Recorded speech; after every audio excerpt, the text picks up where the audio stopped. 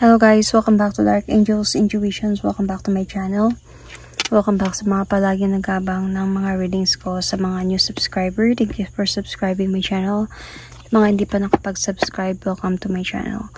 And hope na magugustuhan nyo yung mga napapanood nyo dito sa channel ko. And if you do, please don't forget to subscribe my channel.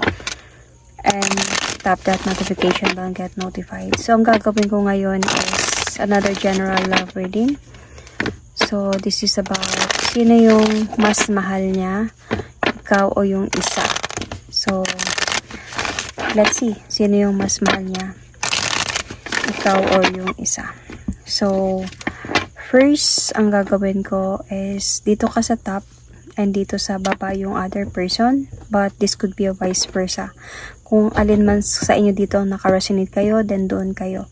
Okay, so first, I will going to pick an oracle card for a possible situation na meron kayo ngayon or connection na meron kayo ngayon. So, as I said, take what resonates and leave the rest. Hindi lahat maka-resonate dito, okay? This could be a timeless reading as well. So, let's see. On your part, you and your person. So, all going to mention zodiac sign. If may makikita ko, of course. Definitely may makikita ko.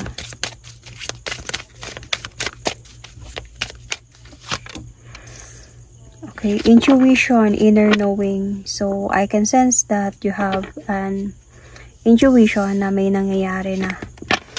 Okay. So, ramdam mo na may nangyayari na. Feeling ko, nakikita mo na yung pagbabago sa kanya, nababasa mo na yung mga nangyayari, nababasa mo na sa action niya. So, dito naman sa kanila, ano yung possible na situation or connection. Silence, no contact. So, wala silang contact this time. Might be, nalaman mo, na-confront mo, nagkaroon ng clarity sa'yo, kaya tumahimik sila. But anyway, let's start with the tarot cards. What is really happening sa inyo ngayon?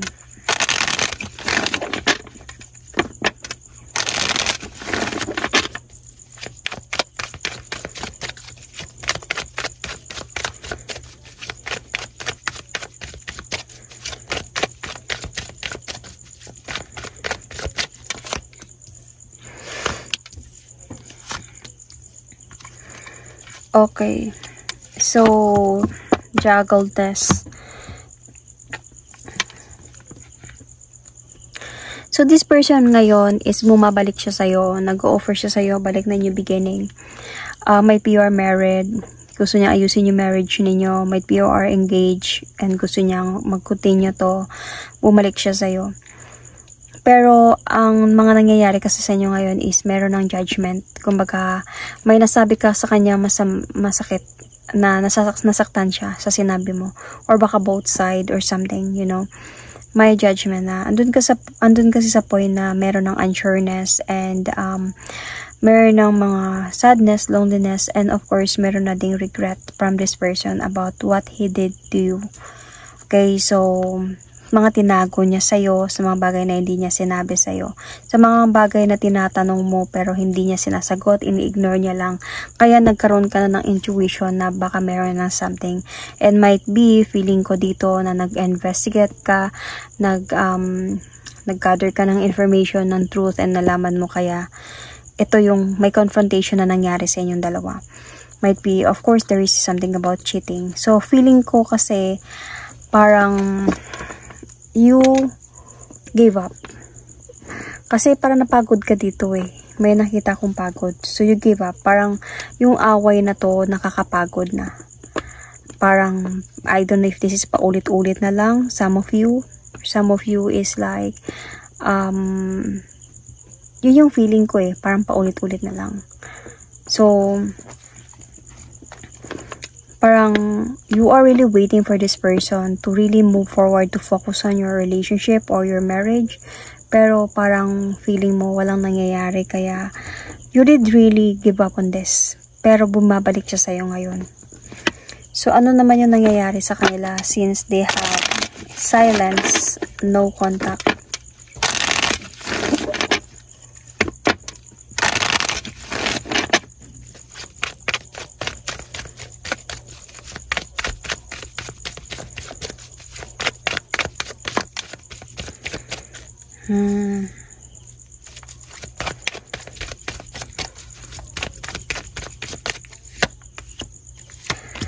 Okay, so nagkaroon talaga ng unsureness yung relationship nila. So, parang kumbaga hindi pa sila hiwalay.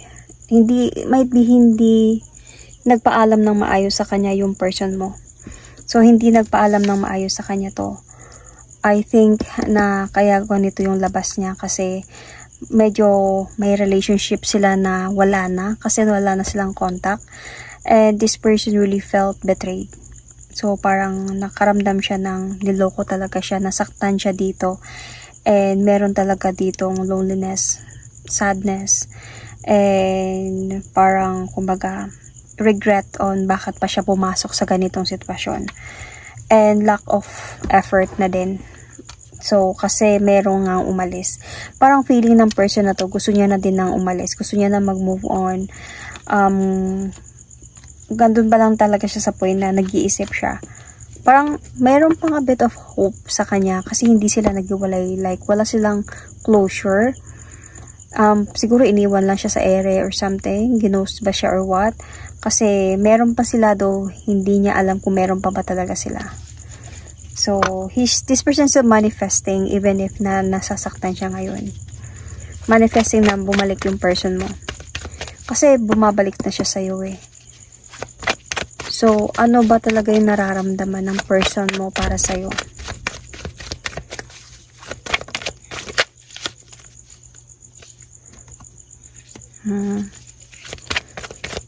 Madami na talaga kayong pinagdaanan and mahal ka niya.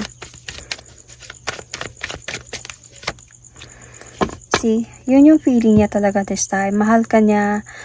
Madami na kayong pinagdaanan, so very much connected on you and gusto niya talaga na magkaayos kayong dalawa, na suportahin ka balik sa mga gusto mong mangyari, sa plans ninyo, sa goals ninyo.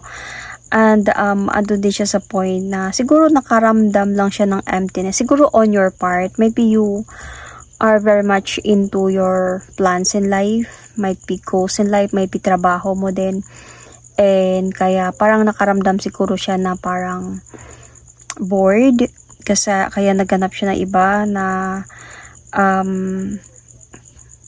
kaya naghanap siya dito ng iba kasi parang nakaramdam siya ng emptiness, coldness sa connection ninyo, kaya naghanap siya ng iba. So naging imbalance yung connection ninyo, naging unfair siya. Yes, so yung feeling niya dito, yun yung feeling niya. So pero hindi nawala yung pagmamahal niya sa'yo. Siguro dahil na din siguro nag-aaway kayo. I don't know if nag-aaway kayo about finances, nag-aaway kayo about things. And napagod din siya, na-bored siya, nakaramdam siya ng coldness. So, kaya naghanap siya ng comfort sa iba. Pero that doesn't mean na hindi ka na niya minahal. Parang kumbaga, babalik at babalik pa din siya sa'yo. So, ibig sabihin, nanloko siya ng kayo pa rin. Kayo pa, niloko ka niya. Tinago niya lang to sa'yo hanggang sa nalaman mo. So, ano yung nararamdaman niya naman dito sa isa?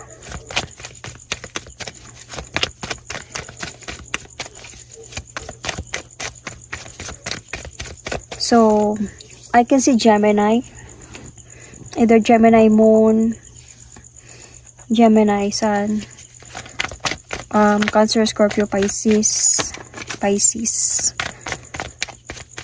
Libra, Gemini, Aquarius, Gemini.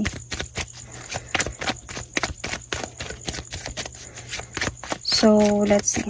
Ano yung nararamdaman niya para dito sa isa?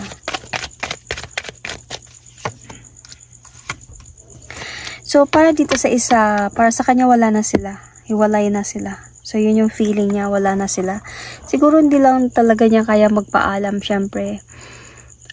Siguro ayaw niya na nakikita na umiiyak, then nasasaktan. and madaming sasabihin, kaya hindi na lang siguro to siya nagparamdam. Pero para sa kanya kasi wala na sila tapos na sila. He did really take the leap of faith. Parang para sa kanya, honestly, dito sa kabila, parang sa una-una pa lang talaga, nakita ko parang ginawa niya tong tanga. And, pero naging happy naman din siya dito sa connection nila. Parang nagkaroon din siya ng happiness, comfort, nakaramdam din siya ng ganun. Pero juggled nga, ibig sabihin, sinabay niya kayong dalawa. Until sa nalaman mo. So,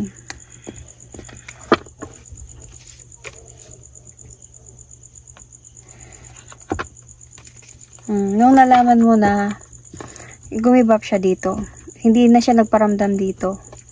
Hindi niya tinapos yung relasyon. Hindi na lang talaga siya nagparamdam.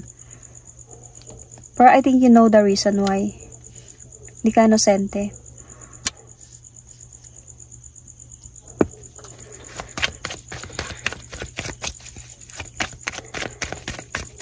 So, let's see. Ano yung pwedeng mangyari sa connection na meron kayo?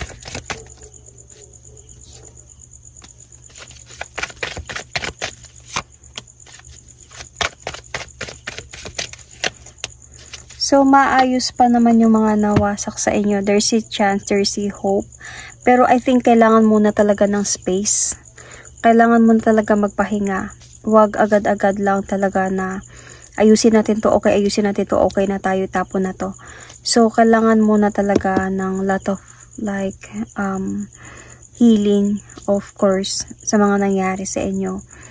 Feeling ko kasi dito, masyado kang nag-iisip. Wala nang tiwala sa part mo. Parang nag-iisip ka na dito na baka sila pa, na baka gagawin mo to ulit na naman. Kasi feeling ko hindi lang to first time na nangyari. So, nagkakaroon na sa'yo dito ng unsureness. Though there is a hope. Kasi mahal mo naman tong person na to So, parang may hope na pwede pang maayos. Though, nag-iisip ka na. You know, parang hindi ka na totally na ganun ka nagtitiwala. Same as before na nagpapatawad ka lang. So, hindi na ganun ka. Parang palagi kayong merong confrontation ng person na to. Palagi mo siyang kino-confront sa mga kasalanan na gawa niya. Andun ka sa point na you really want also to have a new beginning or to accept the offer of this second chance ng person na to. Pero hindi, gusto mo muna talaga i-burn out yung mga gumugulo sa isipan mo, yung mga issue about sa kanila. So, before accepting this person once again, parang yung gusto mo muna talaga na kunin muna talaga yung tiwala, or kailangan niya muna kunin yung tiwala mo, kumbaga ganun. Kasi meron ka ng feeling of wanted to really walk away emotionally from this. Kasi sobrang na-disappoint ka. Parang meron ka ng feeling of wanted to end the cycle na lang, to have a changes of your life. Though, of course, nandun ka sa point na naku-confuse ka pa, hindi ka sure. Kasi nga may pagmamahal pa na nangyayari. Lalo na if married kayo, lalo na dami kayong pinagdaanan nito. Pero yung pinapakita mo kasi sa kanya na pinapakita mo sa kanya na hindi na ako basta-basta ngayon na magpapatawad na lang ng ganun-ganun lang. Kaya nga he's trying to get you back, trying to offer you new beginning. So yun yung pwedeng mangyari na hindi basta-basta. Yung pagbabalak, merong hope pero hindi siya basta-basta na mangyayari. So if this person never give up on you, that there is a chance na pwede pa kayo magkaayos. Okay, so ano yung pwede mangyari sa kanilang dalawa?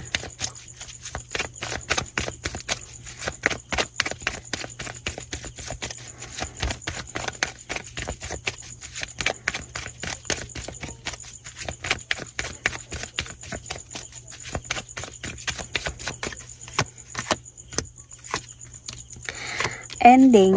So, ending yung mangyayari sa kanilang dalawa. Hindi sila na mag-uusap na dalawa. Feeling ko hindi madali para dito sa isa na mangyari yun. Parang kumaga mahirap din siya mag-move on kasi minahal niya din talaga yung person mo. So, hindi madali pero parang one day ma-accept niya din ang lahat. So, one day parang kumbaga mag-move on din siya isang araw. So, feeling ko, it's either na itong other person na to is babalik siya sa ex niya, ayusin niya yung might be family niya, might be connection niya to that other person, or it's either makakahanap din siya ng someone na other person other than your person. So, ganun. Pero hindi siya madali hindi siya ganun ka-easy para dito sa person na to. Kasi, aasa pa din itong person na to na babalik si person mo sa kanya. Parang i-manifest niya pa din to, naasa pa din siya na babalik to sa kanya. But, until sa dahan-dahan niya nang matatanggap ang lahat ng to, na wala na talaga sila. So, let's see.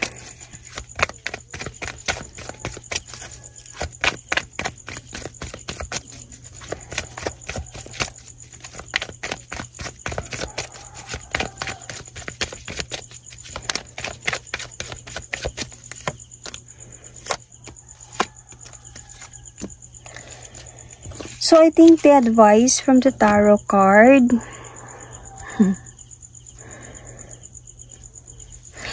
I think meron pa talaga mangyayaring new beginning dito sa sitwasyon na to. Ang advice lang dito ng tarot card is try to gain strength to fix the problem kung kayang i-fix. Pero tama naman yung ginagawa mo na hindi basta-basta natatanggapin na lang siya ng agad-agad. Kailangan ipapakita mo na, ipapaprove mo na sa kanya na sincere na talaga siya this time, na magbabago na talaga siya this time. Pero through that, hindi in a way na tatanggapin mo siya, pero in a way na liligawan kanya ulit or magpapakita siya sa'yo ulit na totoo na talaga siya sa'yo this time. And wag ka ma-confuse sa mga pwede mangyari. Kasi honestly, people do really commit mistakes. Pero ang ano kasi dito, pag paulit-ulit na lang din, parang hindi na siya nagiging healthy. So, kailangan mo, wag ka ma-confuse, kailangan mo lang talaga na mag-isip ng maayos. Give yourself a time to think and to decide kung ano ba talaga ang mas ikakabuti ng marriage ninyo or ng relationship ninyo or para sa'yo, something like that. So, feeling ko kasi dito na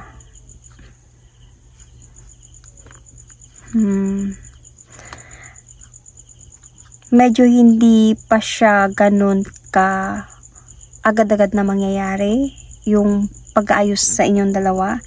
Medyo mababatrip ka pa talaga. Feeling ko sa person na to kasi is mahina siya pagdating sa communication, pagdating sa pagpo-prove na mahal kita. Though sabihin natin na mahal ka niya, pero hindi siya ganun ka sobrang showy na person. So, feeling ko ganun And you are waiting for the explanation, waiting for the promise, waiting for the proof. Though, ginagawa niya naman yun, but not totally in a way na the way that you like it. Kasi may na-feel ako dito na mapapagod ka. Mapapagod ka pa, pero pagpapatuloy niya pa din naman. So, may hope, kumbaga. May hope, though may mga confrontation, may mga arguments pang mangyayari, disappointment, something. Until sa feeling ko one day, magde-decide pa din kayo dalawa na magkaayos. So, unexpectedly. See, unexpectedly, meron pa din. Pero hindi madali yung pwedeng mangyari sa inyo kasi may trust issue na. So, hindi ganun kadali yung pagbabalikan, happy na ulit, wala na. No, hindi madali. Feeling ko, hindi din madali yung pagbabalikan na yun. Hindi mo siya agad balikan. So, parang yung advice lang dito ng tarot card, kailangan mo lang talaga na magkaroon ng lakas ng loob talaga. Na iintindihin, kumbaga, however, if kakausapin ka niya, makinig ka.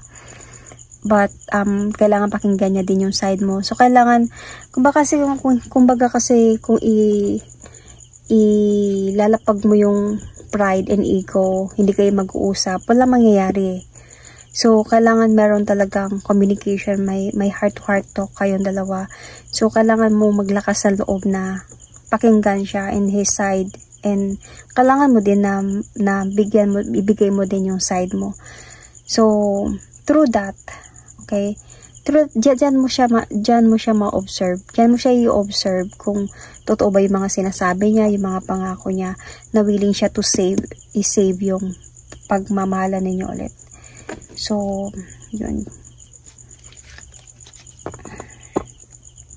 Wait for the right timing lang talaga.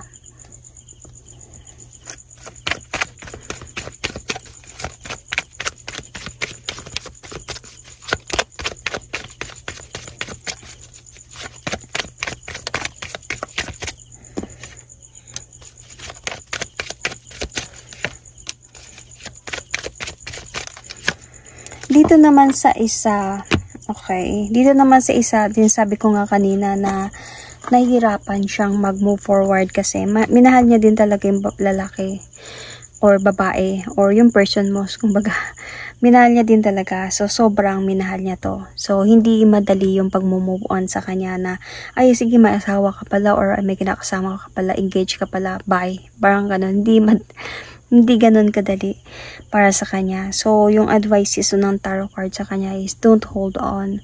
Don't hold back. Kumbaga. And kasi kung ganun yung mangyari, mapapagod talaga siya sa kakahintay. So, if this is you, then this is for you, okay? So, kailangan niya din dito na mag-isip. Pag-isipan niya yung clarity na mga nalalaman niya.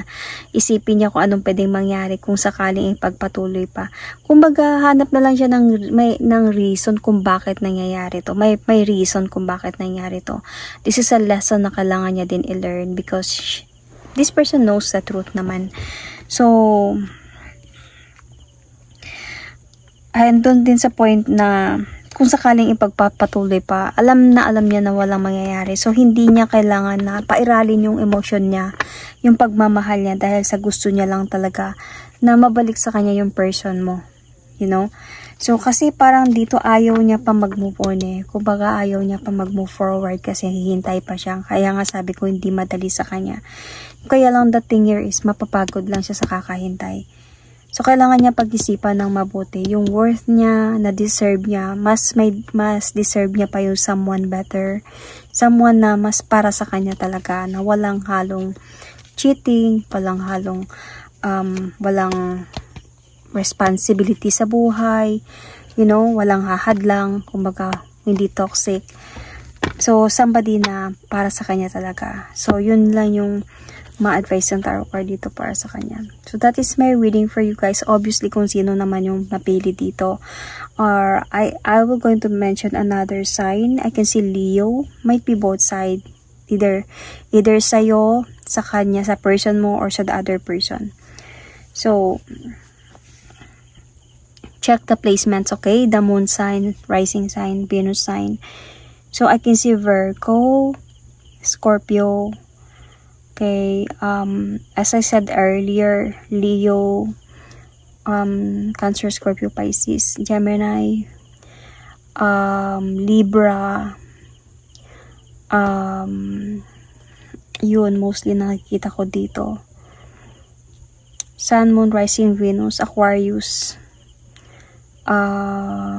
Aquarius, and Gemini, as I said earlier. So, that is my reading for you guys. Thank you and God bless.